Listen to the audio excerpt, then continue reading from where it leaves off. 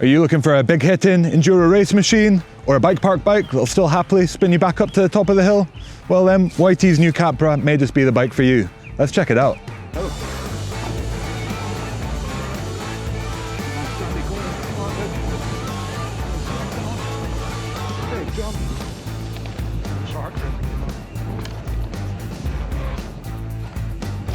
Here we have it, the third generation of Young Talent Industries, or YT's mountain goat. This is the YT Capra.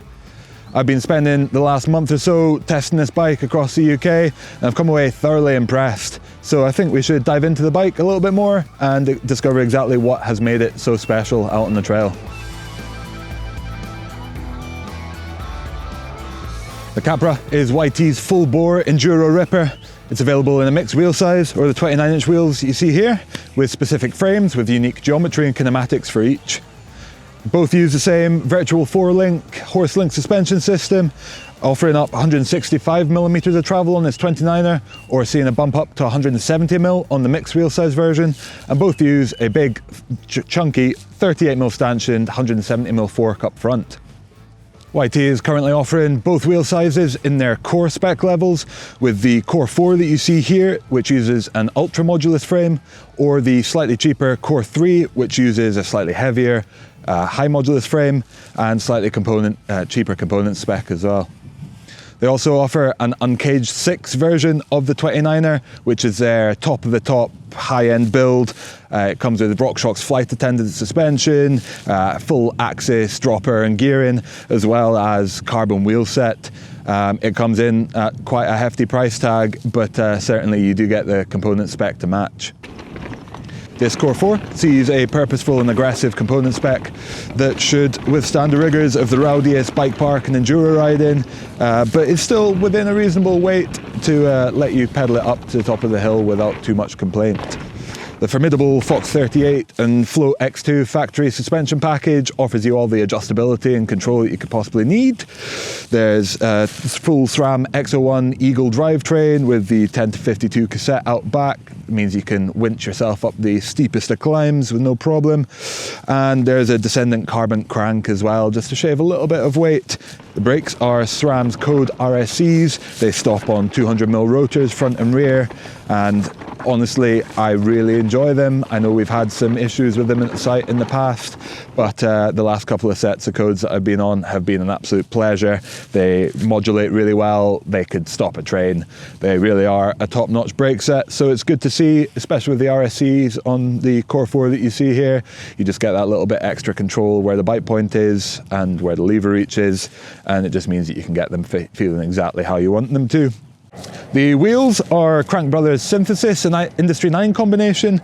It's the Crank Brothers Synthesis Enduro alloy rims, which have a front and rear specific tune. You get 28 spokes in the front, 32 in the rear, a slightly different rim shape to offer a little bit more compliance on the front wheel, give you a little bit of extra grip and kind of control, whereas a stiffer rear wheel, which should offer slightly burlier kind of feeling, a bit more reassuring when you're really pushing it hard in the berms, and also withstand a little bit more abuse that you inevitably see on the back wheel. They're fitted with the Industry 9 1.1 hubs, offer really good engagement. They've been rolling incredibly fast. You know, you spin them up in a bike stand and they just keep on going forever. And you notice that out on the trail as well. I've been pulling past my buddies, just rolling down a fire road. Fair enough, I've got a little bit more gravity behind me than maybe some, but no, certainly they've been rolling really good. I've had absolutely zero complaints about the wheel set, apart from a slightly soft rear rim perhaps. I've put a couple of dings in it. I've not been dinging rims all that much recently. It may be something to do with the tyre choice, which we'll get onto in a second. The rubber, as I mentioned, it's Exo Plus casing, DHR2 and Assegai in the front. The Assegai is a max grip, and oh boy, is that tyre incredible on everything apart from the sloppiest of mud. Rounding out the specs on this Core 4 build are the Renthal aluminium fat bar and Integra cockpit combination. You've got a YT Postman dropper, which uses the SDG Telus internals, which are nice and proven. It works real good, nice lever action, and it's gone up and down without any issues. It's topped with a YT custom SDG Bel Air 3 saddle, which we've enjoyed at the site previously, and that hasn't changed. The whole build will run you $6,000 or 6,000 euros or £5,000, depending on where you are in the world. So certainly not a budget build, but when we consider it's got a premium level carbon frame and all of this beautiful componentry hanging off of it, then certainly the price doesn't seem too bad. And I reckon anyone who buys this is going to have very minimal, if anything at all, they'll want to swap out. So, you know, when you factor that in and the fact that YT is really making an effort to improve their customer service around the world with their YT mill locations, I reckon it's pretty good value overall. YT offers a Capra in 5 frame sizes, from small to double XL, which allows riders from 5'1" to 6'8", or 1.5 to 2 meters to ride a Capra with either wheel size option. To do this, they've made the seat tubes extra low, especially on the small, which comes in at under 400 millimeters. And you've got really long insertion depths as well, typically. So it means that even riders on the smaller frame sizes should be able to get a reasonable length dropper in their frame. It also gives the possibility for pretty much every rider to size up or down, depending on their preferences. At 6'2", I've opted for the extra large, has a 487 millimeter reach, but with only 20 mil size gaps between each size, I could have gone either way, up or down, depending on what I was looking to ride. I just went for the sort of middle ground, does everything fairly well, size choice for my own height.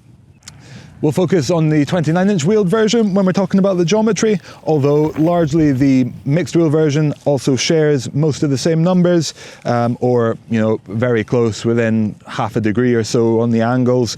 So, you know, pretty much everything that I say here you can take to mean roughly the same with the MX version, save for there's a 5mm shorter rear end on the MX and a slightly higher BB as well relative to the axles, just to make it work better with that smaller rear wheel and offer a little bit more agility.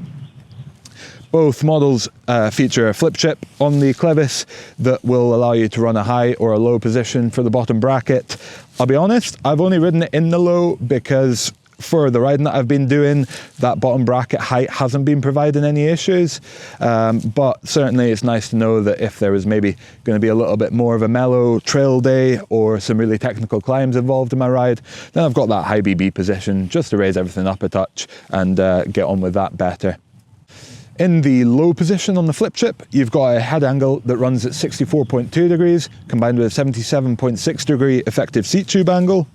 You've got a 487 millimeter reach on this size extra large, as I have mentioned, with a 27 mil BB drop and a 643 millimeter stack. The seat tube length on this XL is 470 millimeters, and for the XL and the double XL sizes, you've got a 443 millimeter rear end, whereas on the smaller sizes, just to maintain the weight balance a little bit better, they dropped it down to 438 millimeters.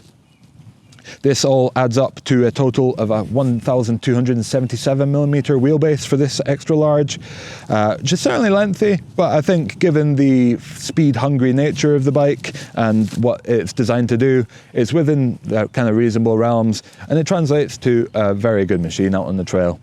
YT prioritised reworking the frame construction on this new generation of Capra in order to get a water bottle within the front triangle, which is great to see. They've done this by offsetting the kind of supported bar across the main frame to the right hand side, which lets you fit a water bottle into the left of it.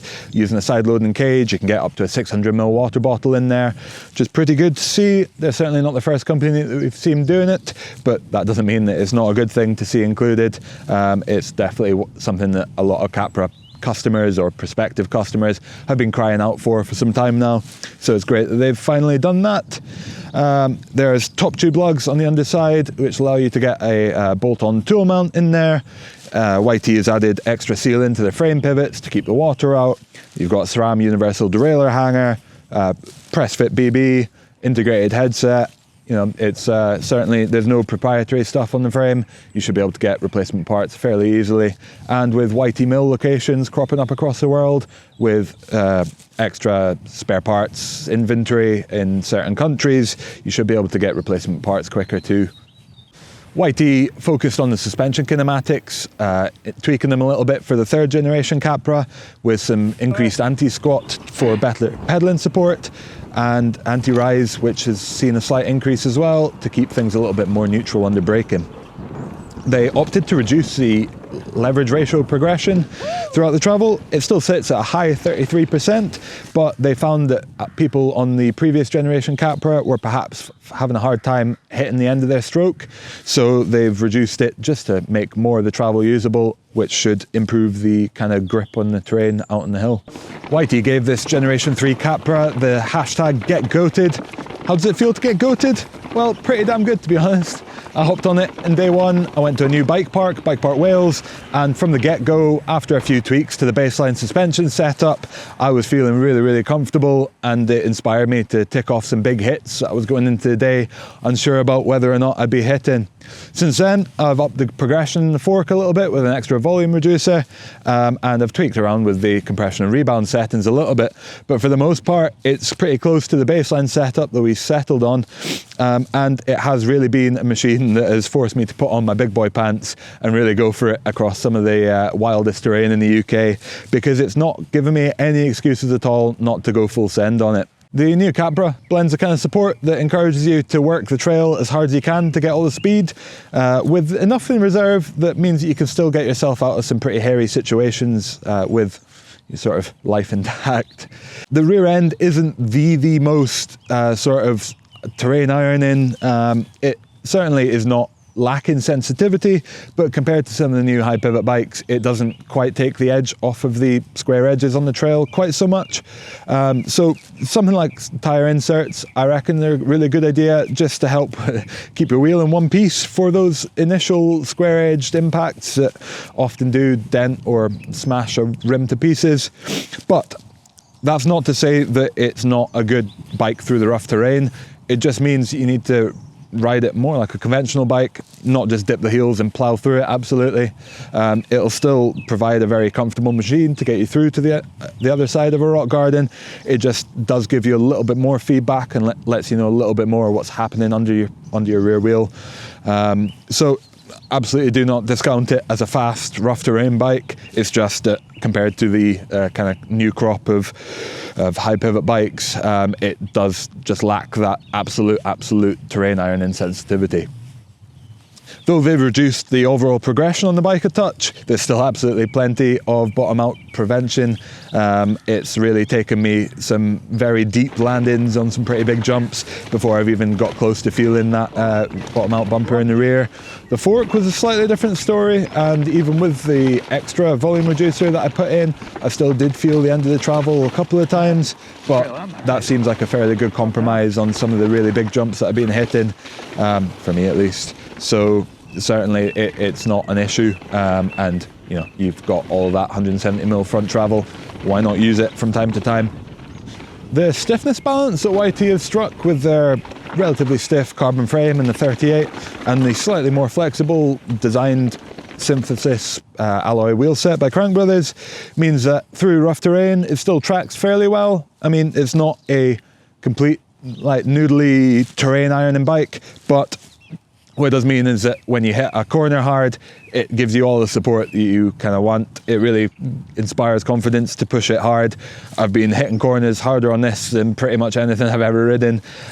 So I reckon YT have done a pretty stellar job with the stiffness balance on this one. I wouldn't say it's the quietest bike out there, whether it just be the mech not having quite the same amount of chain damping as some, or the frame protection being a little bit thin in some places. Either way, when you do hit the really big hits and you get a bit of chain movement, you can hear it. It's not loud, it's not off-putting, but it's certainly there. And there's been no damage, so I think it's okay. It's just something that you can sort of expect to have to get on with. I'd say the geometry is suitably long and slack for a bike that's designed to go as fast as possible in enduro terrain, but it's not to the extent that it can make you feel like a passenger when it comes to the slightly mellower or the really tight terrain. There's still a reasonable amount of kind of response to an input to let you weave through the tighter corners. So I reckon they've struck a pretty good balance. It definitely errs on the more stable side of things, especially in that low mode. I guess the high mode would offer just a little bit more agility through the tight stuff. But it's certainly no kind of machine that I would shy away from the tightest and most technical enduro trails as well. Where it does excel is when things get really, really fast. You sit into the bike, it really just wants to kind of grip provide the grip it and rip it sort of approach, and allows you to attack rough terrain like an enduro bike should. Though I'm a long-legged, reasonably tall guy, I can still see the merits of where a mixed wheel size version may come into its own. So I'm really looking forward to hopefully getting on the mixed wheel size, providing a bit of a comparison and seeing where that excels. I'm assuming in these, like really the steepest kind of terrain, when you're wanting to hang off the back as much as possible, that extra clearance will be welcome. Also, maybe the slight extra bit of agility in the bike park wouldn't go amiss. But that said, this 29-inch version in the bike park has been an absolute treat, and it really hasn't left me wanting for that much. So whether or not the mixed wheel version will be the bike that I prefer out of the two, I'm not too sure. But you guys might just have to stay tuned and see which one I end up getting on better with if I do manage to get my hands on the mixed wheel size version too. The climbing performance is still important on an enduro rig, let's not forget that, even if it's not the priority. And thankfully YT have done a reasonable job, mainly a factor of the geometry, but also a slightly improved pedaling platform. Gives the new Capra MK3 a reasonably nice pedaling performance out on the trail, even if it's not really kind of supportive bike under power.